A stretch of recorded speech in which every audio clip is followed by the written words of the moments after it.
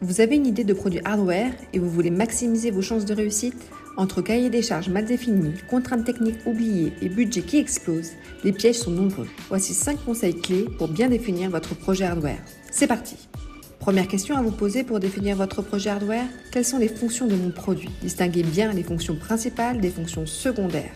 La fonction principale, c'est la raison d'être de votre produit. Sans elle, il n'a pas de sens. Par exemple, pour un thermomètre connecté, c'est mesurer la température avec une précision de plus ou moins 0,5 degrés.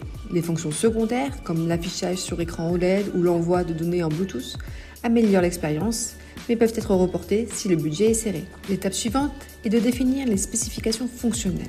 Au-delà des fonctions, décrivez ce que votre produit doit faire sans entrer dans la solution technique. Définissez les modes de fonctionnement, mode de veille, mode actif, mode configuration, mode erreur. Et n'oubliez pas les interactions utilisateurs. Comment l'utilisateur communique avec le produit. Bouton physique, écran tactile, commande vocale, LED, application mobile. Une bonne conception UI, UX est cruciale pour l'adoption.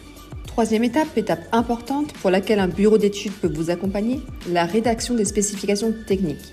C'est le moment d'être précis et mesurable sur 3 volets. Côté électronique, définissez notamment vos capteurs avec leur plage de mesure et précision, votre alimentation et votre autonomie cible. Côté mécanique, oubliez les formulations vagues comme le produit doit être robuste. Préférez, le produit doit résister à une chute de 1 mètre sur du béton.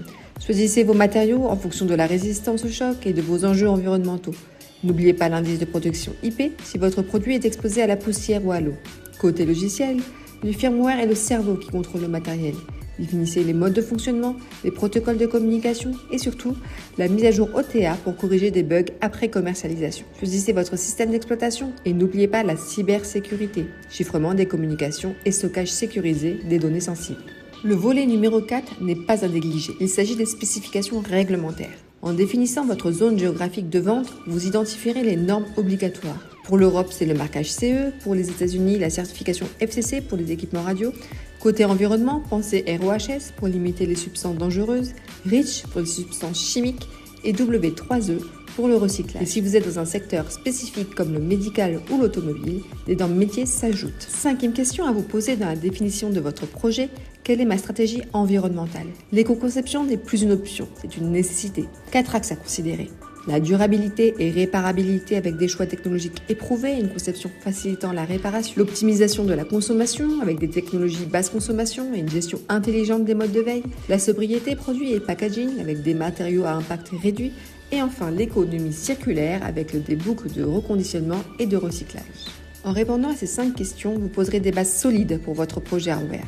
Un bon cahier des charges, c'est précis, réaliste et complet.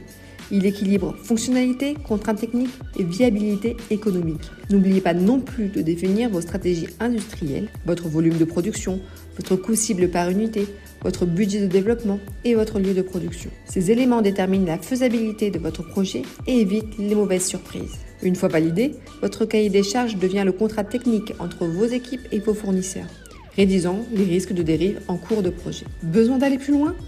Téléchargez notre guide complet Comment définir votre projet hardware sur altior.fr et n'hésitez pas à nous contacter pour un accompagnement personnalisé. À bientôt pour de nouveaux conseils.